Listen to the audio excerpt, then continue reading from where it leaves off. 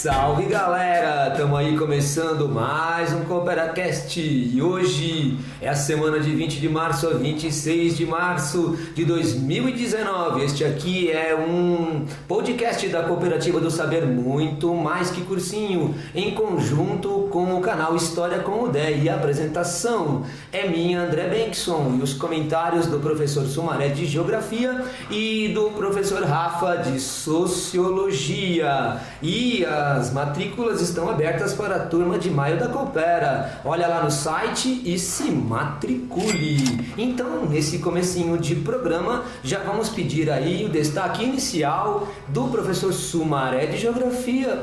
Boa tarde, boa noite e bom dia, professor Sumaré, tudo bem?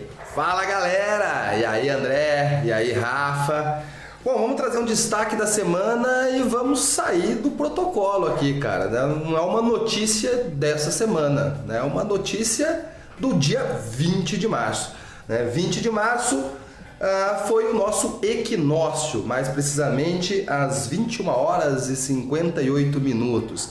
Lembrar do equinócio, o equinócio é aquele momento, é aquela data da translação da Terra, onde a luz do Sol, que vai viajar em linha reta, vai incidir na linha do Equador, formando aí um ângulo de 90 graus com a superfície. Então é aquele dia lá que o Sol vai ficar exatamente a pino, vai iluminar exatamente metade do planeta Terra, o dia e a noite vai ter exatamente a mesma duração, e o Sol tangenciando ali os polos. Fica ligado, o equinócio é um bagulho que cai bastante, principalmente na Unicamp. Então dá uma olhadinha, aproveita essa data para dar uma relembrada em equinócio e solstício. É isso aí. Valeu, Sumaré, com seu destaque inicial. Agora, o professor Rafael de Sociologia também vai apresentar para todos os ouvintes o seu destaque.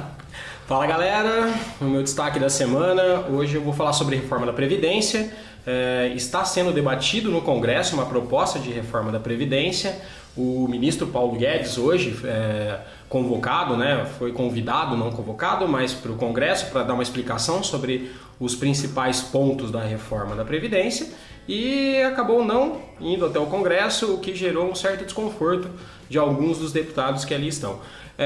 Há um conflito entre Congresso e Executivo sobre a posição da reforma da Previdência, e a reforma da Previdência é algo que está sendo colocado em pauta após grandes debates sobre qual é o papel do Estado na promoção de direitos sociais, como que isso pode afetar os trabalhadores em geral. Então fica o destaque dessa semana para a gente pensar um pouquinho sobre a reforma da Previdência no Brasil e os desdobramentos que esse assunto pode gerar nos próximos dias. Valeu, Rafael, valeu pelo destaque aí. E vamos começar agora no programa, a gente começar a destrinchar os assuntos dos dias dessa semana aqui, E eu tô vendo aqui, meus caros, que no dia 21 de março de 1960 foi exatamente a inauguração da nossa nova capital, que foi Brasília. Na história, a gente teve Salvador, que foi governo geral lá em 1549, até o século XVIII, quando foi transferida a capital para o Rio de Janeiro, e aí no governo do Juscelino Kubitschek foi então construída uma nova CAP, a nova capital, inaugurada no dia 21 de março. E então o Brasil está completando aí os seus 59 anos de existência. Chega a Brasília o presidente Juscelino Kubitschek. O Dr. Israel Pinheiro recebe Sua Excelência no Catetinho, onde se realizou a exposição dos primeiros automóveis JK. A primeira dama do país quebra a garrafa de champanhe. A elegância sóbria e requintada dos novos carros desperta a admiração dos presentes. O Juscelino tinha claramente uma proposta desenvolvimentista, nacional desenvolvimentista, a ideia de que levar a capital para o interior ia levar o desenvolvimento para o interior. Tudo bem que, dependendo com quem que ele conversava, ele justificava, dava aqueles migué dele, Então, se ele conversava lá com um cara da imprensa, da economia, um cara, ele falava que é o desenvolvimento para o interior. Se fosse um militar, ele ia falar, não, Rio de Janeiro é no litoral, facilmente atacável. Então a gente coloca no interior para defender melhor. Se ele conversasse com o pessoal lá da UDN, do PTB, do partido dele, o PSD, ele ia dizer que, não, Brasília é um lugar distante das massas, do bafo do povo, e o político ia receber menor pressão, então é melhor construir uma capital longe, né? Então ele tinha várias explicações para a construção de Brasília. E Brasília aí vai já quase completando 60 anos, e olha só, vários presidentes depois do Juscelino viveram lá em Brasília e governaram lá em Brasília. Depois do Juscelino, vamos me ajudando aqui pela memória, né? Depois do Juscelino, teve o famoso Jânio Quadros, não é isso? Jânio Quadros. Esse caricato. Varre, vassourinha, né? Varre, varre, varre, varre, varre, vassourinha. Varre, varre a bandalheira. O povo já está cansado de sofrer dessa maneira. Jânio Quadros, a esperança desse povo abandonado. Jânio Quadros é certeza de um Brasil moralizado. Alerta, meu irmão, vassoura conterrâneo, vamos vencer com Jânio. O Jânio Quadros foi o primeiro presidente que governou integralmente, ou seria para governar integralmente, não é, em Brasília, mas ele acabou renunciando após aproximadamente 7 meses, no dia 25 de agosto de 1961. Tá, aí entrou o vice, que era o João Goulart. Bom, o João Goulart viveu lá o seu mandato, seja no parlamentarismo e depois no presidencialismo, até o golpe de 31 de março de 64. Estou sentindo que o programa que vem tem algum tema já marcado, né? Acho que já tá meio bola cantada, Meio né? bola cantada, né? Aí o Jango sai e entra os presidentes militares, né? Aí tem a redemocratização. Tem o Sarney, era para ser o Tancredo, né? Era. Mas foi o Sarney, né? É o Sarney, o Collor, que foi o primeiro presidente depois da redemocratização eleito de fato pelo povo, pelas eleições diretas. Aí depois do Collor, ele tem o impeachment e entra o Itamar Franco. Depois do Itamar Franco tem a eleição, já no contexto do Plano Real, né, do Fernando Henrique Cardoso. 2 mandatos, né, que ele conseguiu a reeleição. Ele aprovou no Congresso, né? Não vamos discutir aí como que foi a aprovação dessa emenda da reeleição. E aí ele fica 2 mandatos. Aí temos o Lula também, 2 mandatos. Depois tem a Dilma, que também foi reeleita, teve o impeachment. E a seguir entrou, depois do impeachment da Dilma, quem que entrou? O senhor Temer. Michel Temer. E olha que engraçado, Rafa e Sumaré. Nós temos, nesta semana de aniversário de Brasília, nós temos no dia 21 de março, exatamente, né? Certinho, nós temos a prisão do Temer. O que o senhor fala, professor Sumaré, aí da prisão do Temer? Bom, André, falar um pouquinho de Brasília antes, né? Pensar em Brasília como uma cidade que foi uma cidade projetada, isso é um elemento importante aí. Brasília tem uma das arquiteturas mais interessantes do mundo, né? Merece um destaque no plano arquitetônico e no plano urbano, na característica urbana. O Niemeyer, né? O Niemeyer ele ganha os créditos, mas o desenho, né? O desenho da cidade não é dele, ele vai projetar os prédios, né? Boa parte dos prédios aí. É um lugar espetacular, é um lugar que vale a pena ser visitado. Sobre o Temer, né? O Temer preso, aí vai vir a discussão sobre foi ou não foi uma cortina de fumaça, é ou não é uma cortina de fumaça, essa prisão do Temer, quais seriam as necessidades e interesses da Lava Jato com relação a isso. Vários juristas se posicionaram aí, colocando problemas nessa prisão, e aí ele fica 4 dias preso, né? É isso, Rafa, o que se acrescenta aí dessa... O professor Sumaré coloca muito bem, é uma prisão que vai ter um texto muito frágil, né? No texto dos mandatos de prisão, do mandato de prisão do ex-presidente Michel Temer, constava que ele fazia parte de uma organização criminosa há quase 40 anos. Bom, se alguém faz parte de uma organização criminosa há quase 40 anos, ele foi presidente do Brasil 2 anos, alguma coisa não faz muito sentido. A prisão do presidente Michel Temer, entendido como uma das supostas cortina de fumaça em torno da crise política atual, é muito interessante para a gente estudar o que é a Operação Lava Jato, o que ela ressignifica e principalmente como ela age, os tempos políticos que ela anda agindo nas suas prisões, as divulgações que são feitas pelos juízes envolvidos.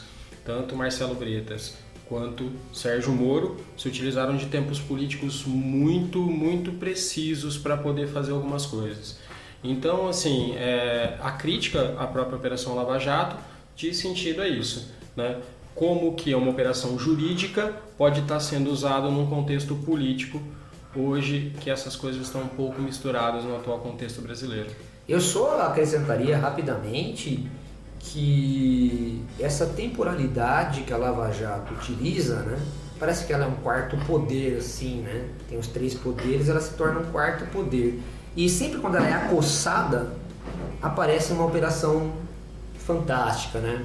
Então esse negócio do tempo, Temer é há 40 anos chefe de uma organização criminosa, mas o tempo de prendê-lo é o tempo quando tem uma decisão do STF contrária. E aí, me parece que eles sabiam que o Temer rapidamente seria libertado, mas me parece que eles esperavam que fosse pelo Gilmar Mendes, pelo STF, e aí vinha toda aquela campanha midiática para criticar o STF.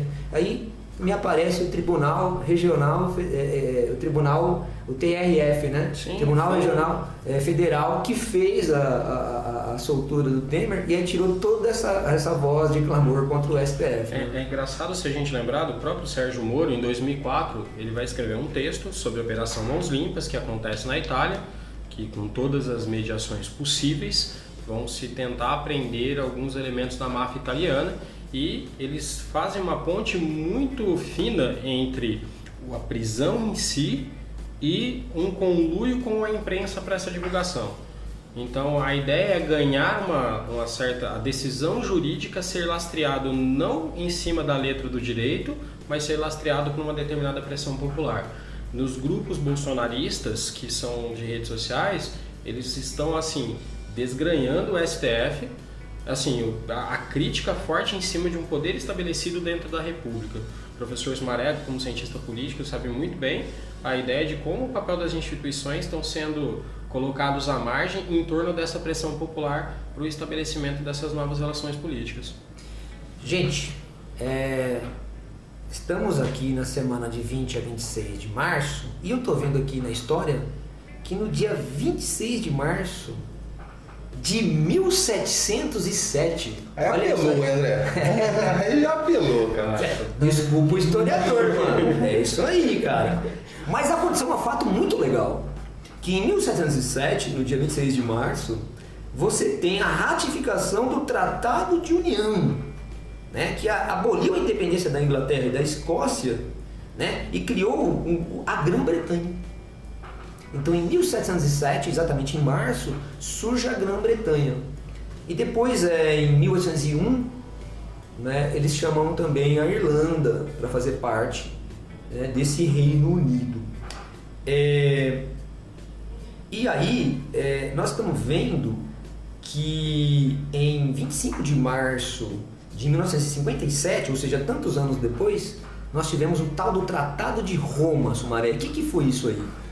Bom, galera, até costumo brincar com os meus alunos quando fala de Inglaterra e Reino Unido, que eles chamam de Inglaterra. Eu falo, cara, Inglaterra é na aula do Caco, é na aula do André, lá nas aulas de história.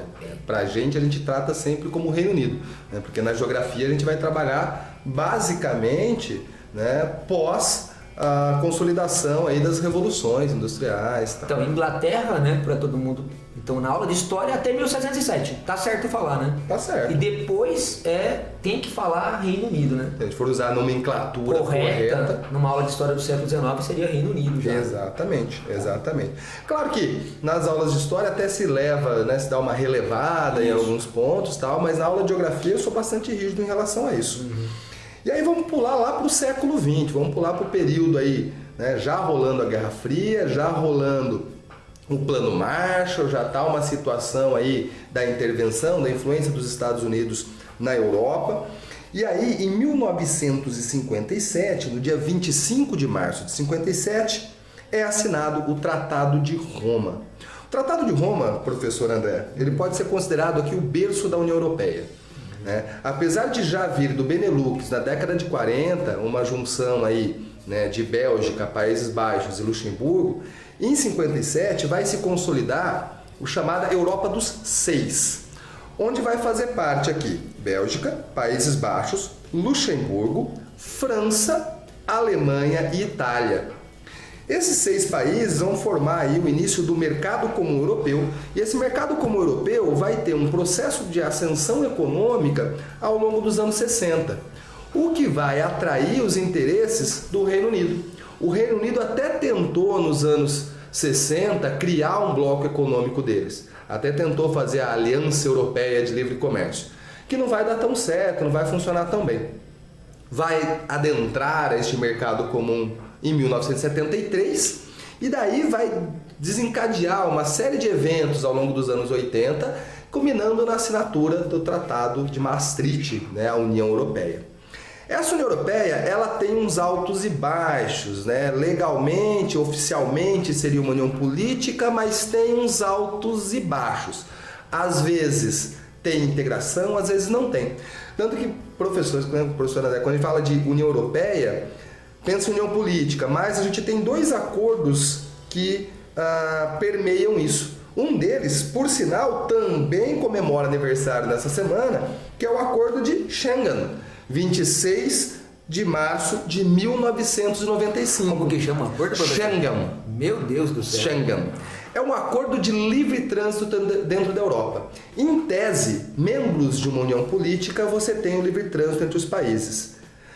Porém, como dentro da Europa você tem países que fazem parte da União Europeia, países que não fazem parte da União Europeia, tiveram que criar 2 tratados que vão fazer acordos específicos. O acordo, né, o Tratado de Schengen, que vai falar de livre trânsito, e Zona do Euro, que vai falar de mesma moeda. Então você tem países que faz parte da União Europeia e participa de um, faz parte e participa do outro, não faz parte e participa dos 2, faz parte e não participa de nenhum. É uma zona. É uma zona mesmo. Fico pensando por vestibulando para explicar É isso. uma beleza porque é cheio de exceções, são muitas exceções. E estamos vivendo agora uma grande exceção, né, que é a situação do Reino Unido e da União Europeia.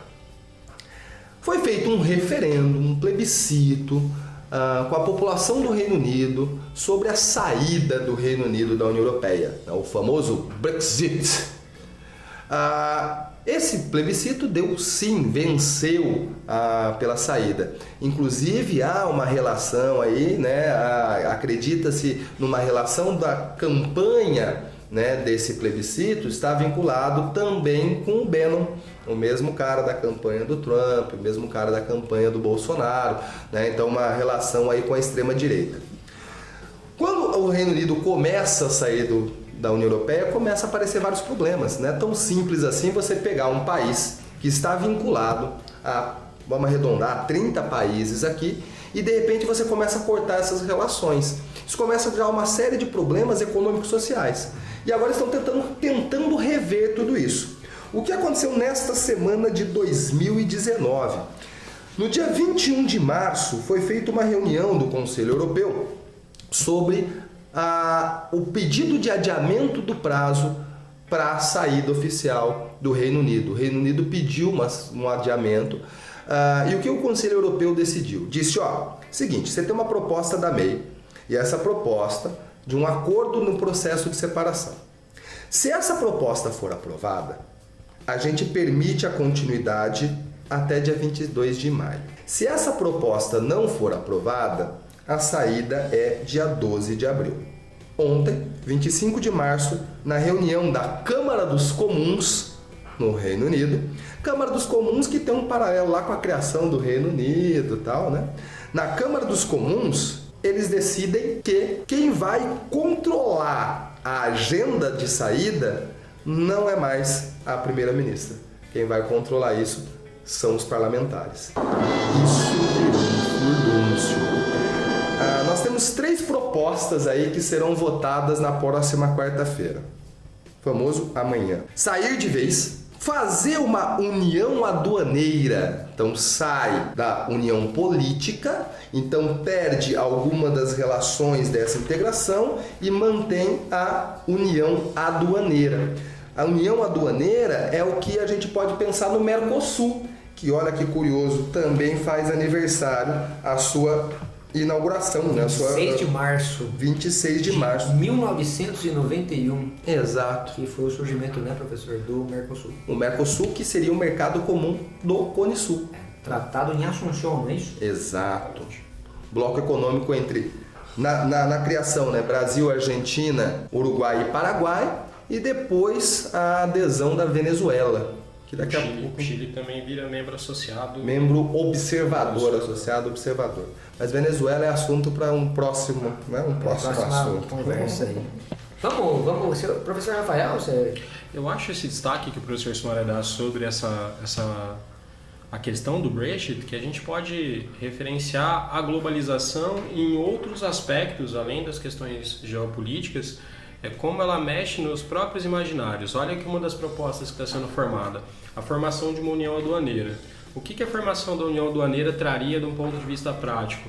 A ideia de livre trânsito de países, de membros, né, de cidadãos desses países europeus na Inglaterra, seria vedado, porque nós estamos falando de uma união aduaneira. Obviamente, as relações vão se dar no plano econômico e no plano fiscal. Exato. E que traz uma outra dimensão para a ideia de da globalização. Em que sentido? A gente discute globalização não só na geografia, mas na política, na sociologia, na antropologia. A globalização como uma construção, principalmente a partir da década de 70, dentro da Revolução Técnica-Científica, que aproxima os determinados espaços, a qual o local e o global acabam tendo uma relação muito mais simbiótica.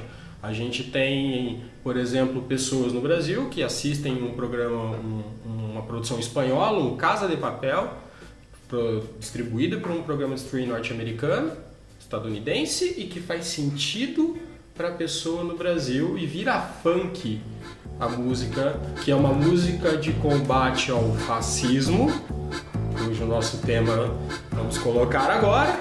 Fascismo, professor. Fascismo, professor André, e faz sentido pra gente. Então, são relações de globalização que a gente ainda está vendo alguns estados nacionais começando a querer reagir a essa ponte da globalização. A Bela Tchau foi tema de questão ano passado. Né? Foi na Unicamp, né? Isso, e a Bela Tchau é uma canção de combate ao fascismo. E aí, gente, vocês estão falando isso aí, e eu tô vendo aqui na história, né, que no dia 23 de março, olha que interessante, o Benito Mussolini fundou o movimento fascista na Itália. E aí, no dia 21 de março, continuamos nessa mesma semana de março aí, não é? Uhum. Só que em 1933 começou o governo de Hitler na Alemanha, o chamado Terceiro Reich, né? O Terceiro Império. E a coisa não para aí, né? Vocês citaram a ideia do fascismo, do nazismo. No dia 23 de março de 1933, o parlamento alemão concedeu plenos poderes ao Hitler, né? Então Hitler começa toda a sua escalada, que depois vai levar lá em 39 à Segunda Guerra Mundial. E no meio da Segunda Guerra Mundial, no dia 26 de março, olha só, gente, ó, os oficiais, na verdade, no dia 27 de março, não é, de 40, o Himmler, né, um dos oficiais, né, nazistas, né, do comando nazista, o Himmler ordenou a construção do campo de concentração de Auschwitz, o maior do regime nazista, que é localizado no sul da Polônia. E possuía 3 campos, na verdade, né, de prisioneiros, de extermínio e de trabalhos forçados. E para a gente agregar mais uma informação histórica, ainda no 26 de março, só que agora 42, né, os oficiais nazistas iniciaram a deportação de judeus para o campo de extermínio de Auschwitz, onde 3 milhões de pessoas foram assassinadas durante a Segunda Guerra Mundial, e que eu posso agregar para você a informação para todo mundo que está nos ouvindo, e que quando teve o tribunal de Nuremberg, o presidente, o cara lá que comandava o campo de concentração, que matou 3 milhões de pessoas, perguntaram para ele se ele se arrependia de alguma coisa, e ele respondeu que ele se arrependia de não ter passado mais tempo com a família. Então, bem interessante, né? É a preocupação e o recorte de vida dele, né? Falando nisso, eu fiquei sabendo, gente, e aí vocês vão me confirmar, tá? Que eu sou o cara do passado, né? Vocês podem me confirmar que teve um vídeo. Eu falei de campo de concentração, de judeu sendo eliminado, de fascismo, tudo isso na história. Mas fiquei sabendo que agora, esses dias aí, aqui em março de 2019, teve um vídeo em Israel que foi inserido numa campanha política, não é? Tem mais detalhes aí, professor Sumaré? Então, André, eu confesso que quando eu vi a chamada falando sobre esse vídeo, eu falei, deve ser piada. Fui assistir o vídeo e me arrepiou, e aí eu fui atrás desse vídeo. Acho que é até interessante, professor, coloca no seu canal um link para esse vídeo para a galera assistir. Beleza, né? Vamos terminar a gravação e daqui a pouco eu ponho para vocês também acompanharem no canal História com o Dé o vídeo. Exato. Seguinte, gente, Israel é um país que tem uma política bastante complicada, desde a sua criação, desde a sua formação. É um país que nasce de um processo de independência durante um processo de negociação internacional de criação. Então é bastante complicado ali 47, 48, essa formação do Estado de Israel. Ao longo dos anos 50, 60 e 70, é praticamente impossível desvincular a questão política de Israel com a questão da Guerra Fria. É praticamente impossível desvincular as relações aí com as atuais potências Estados Unidos e União Soviética e as antigas potências Reino Unido e França. A partir dos anos 90, a gente começa a olhar mais para a questão interna de Israel. A gente pode dizer que basicamente depois aí da Guerra de Yom Kippur, que vai de 1973, que as questões internas de Israel começam a aparecer mais para o mundo. Aí nos anos 80 vem a Intifada. Essa intifada vai gerar uma repercussão internacional bastante severa, a opinião pública internacional começa a pressionar um pouco mais. E aí nos anos 90 a gente vai ter a eleição de um primeiro-ministro mais moderado, que é o Isaac Rabin. Nos anos 90 a gente vai ter aparentemente aí a criação de uma paz entre Palestina e Israel, né, com o Tratado de Oslo, Tratado de Oslo I, Tratado de Oslo II, onde o Isaac Rabin vai assinar um acordo com Yasser Arafat, que vai ser representante palestino. Tem uma foto famosa, uma foto icônica, que é o Arafat, que foi um dos líderes do Fatah, um grupo que fez vários atentados terroristas dentro de Israel, cumprimentando Isaac Rabin, primeiro-ministro de Israel, e o Bill Clinton por trás dos dois, com as mãos apoiando os ombros dos dois. É uma foto muito icônica e bastante representativa do cenário que a gente está entrando pós-Guerra Fria. Esse cenário de nova ordem mundial com os Estados Unidos, única potência política do mundo.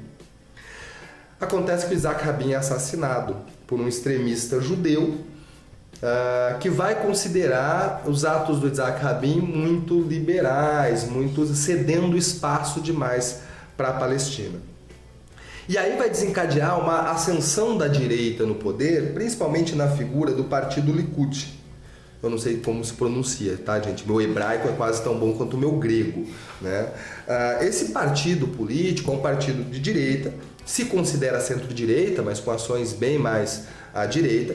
Na figura do Ariel Sharon vai ter uma série de medidas que vão meio que acabar com essas relações aí com a Palestina, inclusive com alguns atentados de lesa humanidade, né, com faixa de Gaza, fósforo branco, tem umas coisas bem pesadas aí. Acontece que ao longo dos anos 2000, o poder político na Palestina também vai se fortalecer. E aí a gente vai ter um jogo de poderes dentro de Israel entre as direitas. Hoje, dentro de Israel, eu peguei aqui os dados da última composição da Câmara. O primeiro partido, o segundo partido e o terceiro partido em número de cadeiras na Câmara são partidos de direita. Só o quarto partido que vai ser um partido mais à esquerda, que é um partido vinculado à social-democracia, né? Não é nem de esquerda mesmo. Dentro desses três partidos, nós temos aí a criação de alas dentro desses partidos. E uma das alas que nasceu recentemente é a chamada Nova Direita, que nasce aqui deste partido do Likud, né? E uma das figuras proeminentes dessa nova direita de Israel é a ministra da Justiça de Israel, Ayelet Shaked. Não sei se a pronúncia está correta. Estamos vivendo um período eleitoral em Israel. A eleição em Israel é agora, dia 9 de abril. E esse período eleitoral está dando várias acusações e sabe como que é o período eleitoral, né? E aí a oposição a essa nova direita vai acusar de fascismo. Isso que você está fazendo é fascismo, né? Isso é comunismo, isso é fascismo, as acusações das oposições, certo?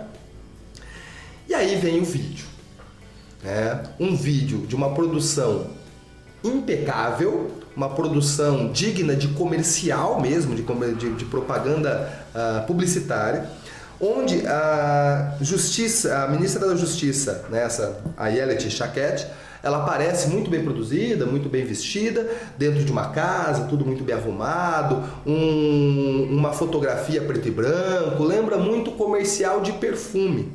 E ao longo dessa campanha publicitária, vão aparecendo várias frases como governança, distribuição de poderes, uma série de ações que podem ser vistas como ações de regimes fascistas. Ao final do vídeo, ela pega um frasco de perfume escrito fascismo, dispara uma borrifada no ar, sente o aroma e diz a seguinte frase: cheira a democracia para mim. Então, esse vídeo de resposta à acusação de fascismo dessa nova direita, essa nova direita faz um vídeo dizendo que estas ações que são vistas como fascismo, essa nova direita chama de democracia. Estamos falando de um partido vinculado ao sionismo, um judaísmo sionista, onde uma judia faz uma relação com o fascismo chamando de democracia. Eu não estou entendendo nada, professor André. Mas falaram para ela do negócio de 1942, 40, a relação do fascismo com o extermínio do povo judeu? Explicaram para ela essa parte? Então, eu não estou entendendo nada. Eu não entendi. É tão surreal isso que eu achei que era mentira. E aí, se vocês podem procurar, né, a biografia dela, você pode procurar as declarações dela, ela é muito clara nessas suas declarações. Essa nova direita, né, que ascendeu aí em Israel, o discurso é muito claro, e o discurso dessa extrema direita mesmo, que a gente tem paralelo no Brasil, a gente tem paralelo na Europa. O que eu não procurei saber é se tem alguma relaçãozinha com o Bannon aí também. Não é de se duvidar se tivesse, né?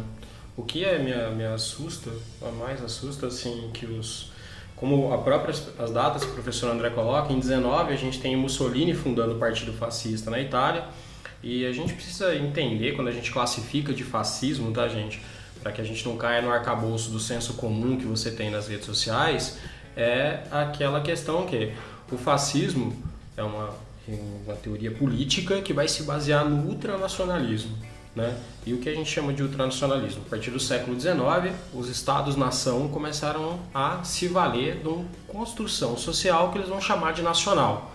Então vai se valer de costume, vai se valer de língua, de uma determinada origem histórica, e os regimes fascistas vão se aproveitar dessa separação, dessa distinção que vai ser entre os elementos nacionais, e vai construir uma casinha que eles vão chamar de nacionalismo. E a nação vai ser algo onde que nada pode estar acima e tudo deve estar abaixo dessa ideia de nação. Como eles se aproveitam do poder, as crises econômicas dadas pela eventual crise do liberalismo, faz com que na Europa dá uma ascensão desse regime fascista, primeiramente na Itália, mas em outros processos também, culminando no regime de Hitler, por exemplo, na Alemanha, que é um fascismo, mas que ele se utiliza dentro desse conceito de uma ideia de nacional, o elemento da raça. E quando o professor Sumaré levou esse vídeo até para nós, na sala dos professores, o que mais me chamou a atenção foi a estética. A estética da produção desse vídeo, ela impressiona no sentido dela valoriza uma determinada posição de beleza, a ideia das cores, do não cor em determinado espaço, entre o preto e branco, mas com uma cor bem localizada, e lembra como que o regime nazista do Hitler alcança o poder antes de 33. Antes de 33, eles utilizam-se, por exemplo, de uma noção de beleza e de ordem muito estabelecido no Renascimento, aquela coisa do espaço, do culto ao corpo, ao alemão perfeito, e associava, por exemplo, entre outras coisas, eles tinham exposições de arte moderna, onde eles associavam elementos artísticos do modernismo, do cubismo, do expressionismo, com pessoas defeituosas, com pessoas deformadas, com pessoas com algum tipo de problema. Então, essa higienização da estética sendo utilizada depois de tanto tempo em Israel, onde você teve, como a notícia, né, do dia 26, né, que é a data de 26/3 que o professor André traz, que 3 milhões de pessoas vão ser assassinadas em Auschwitz. É simplesmente assustador. É uma releitura da história que está sendo feita, e voltamos novamente, vou fazer uma ponte da semana passada, da moralidade do mal que a gente vê na Hannah Arendt, né? Como o mal não pode ser utilizado como uma categoria natural, ele não é ontológico, ele vai ser posto como uma construção social onde as pessoas vão relativizar determinados espaços, essa ideia de moral. Uma judia, ministra da Justiça, borrifar algo que ela está chamando de fascismo e associar à democracia é uma relativização completa de acontecimentos históricos muito importantes. Outro judeu muito importante, como dica de texto, o Theodor Adorno, ele escreve um texto maravilhoso escrito Educação após Auschwitz. É um teórico judeu-alemão que vai escrever como que a educação pode ser uma saída para que não ocorra novamente massacres como Auschwitz, que vão ser conduzidos por uma política de Estado, onde as pessoas ignoram determinadas regras morais em virtude de um cumprimento de um determinado dever. Foi assustador. Além da estética, o acontecimento em tal espaço e os atores que estavam envolvidos nessa propaganda. Muito bem, professor. E eu estou vendo aqui que no dia 22 de março de 1917, os Estados Unidos, olha só, os Estados Unidos do presidente Wilson, né, são os primeiros, né, a reconhecer o novo governo da Rússia, né, que teve a revolução na Rússia em 1917, que derrotou a monarquia czarista. E os Estados Unidos foram os primeiros a reconhecer esse novo governo. Muito interessante, né? Depois, né, vai ter o governo do Lenin, né? Depois a Rússia ela vai se tornar socialista. E após a Segunda Guerra Mundial, você tem a polarização do mundo, né, entre o comunismo e o socialismo, a União Soviética versus os Estados Unidos. E interessante que no dia 21 de março de 1980, um dos fatos muito interessantes desta Guerra Fria foi que o presidente dos Estados Unidos, Jimmy Carter, à época, né, ele anunciou que ele não levaria os Estados Unidos, né, ele ia boicotar os Jogos Olímpicos que seriam realizados em 1980 em Moscou, justamente por causa da invasão soviética um ano antes no Afeganistão, em 1979. Então, União Soviética, né, ex-Rússia, né, anteriormente, né, antes a União Soviética foi criada em 1922, né, a Revolução em 17. E me parece que temos alguma coisa ligada à Rússia que aconteceu essa semana, agora também em 2019, né, professor Sumaré? Pois é. Primeiro, só falar uma coisinha sobre essa questão do cuidado que um vestibulando tem que ter em relação a discursos. Tomar muito cuidado, porque às vezes a gente cria alguns métodos para facilitar as coisas na nossa vida e pode acontecer vários problemas aqui. Nessa frase do professor André, nessa explanação sobre esse assunto que nós vamos tratar, aparece 2 pontos aqui que pode gerar um problema na interpretação do vestibulando. Perceba, quando fala de Guerra Fria, vem na cabeça do vestibulando automaticamente a guerra entre Estados Unidos e União Soviética. E aí o professor André começa dizendo, o primeiro país a reconhecer a Revolução Russa. E a Revolução Russa já se dá no caráter né? Bolchevique, menchevique, então já tem um caráter socialista envolvido ali por trás, que vai se desenhar depois lá em 22, mas você já tem esses elementos entre os bolcheviques. Aliás, talvez o professor Rafael nos ajude, o melhor livro, um dos bons livros sobre a Revolução Russa é de um americano, né? Sim. É o John Reed, né?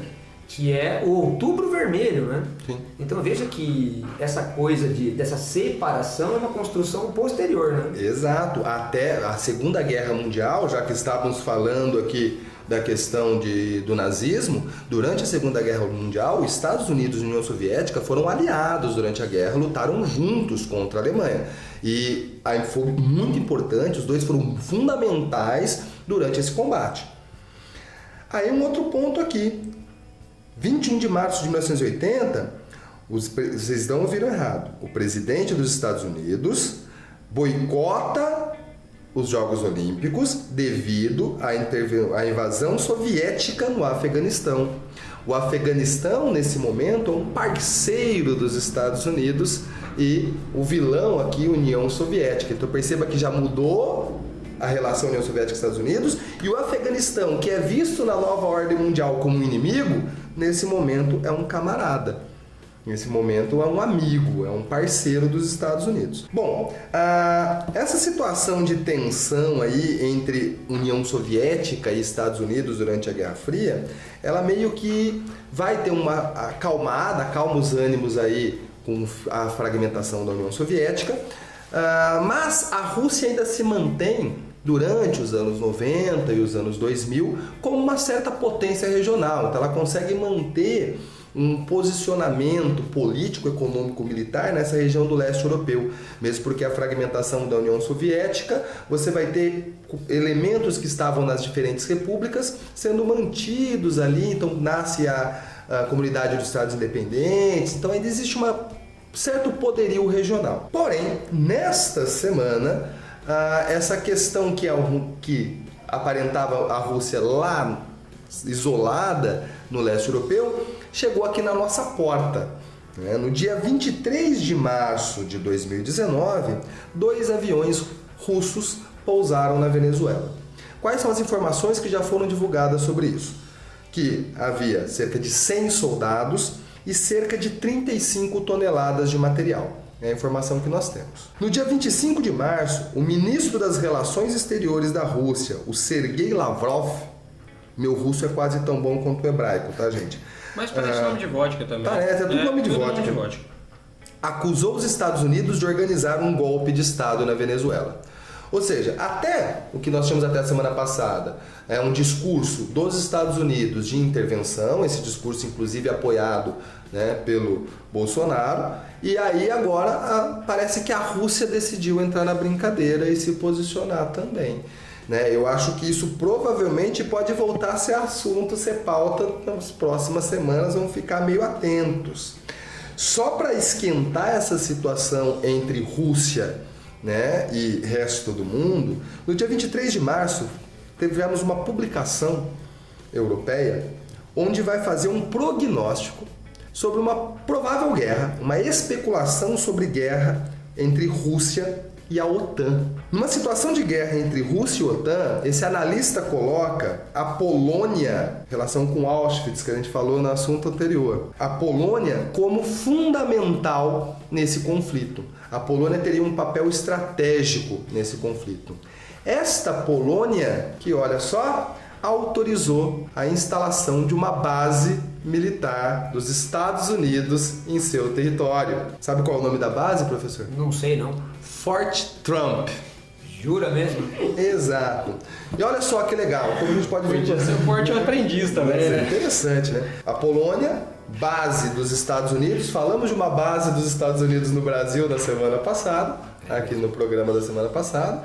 Então os Estados Unidos ele continua com essa expansão. Então olha, os Estados Unidos indo para a Polônia, colocar uma base, Polônia que era vinculada à União Soviética durante a Guerra Fria, e a União Soviética, agora a Rússia, vindo com aviões na Venezuela. É uma situação... Aliás, o que mais me assusta é ver pessoas em rede social dizendo que o governo brasileiro quer entrar na OTAN, Organização do Tratado do Atlântico Norte.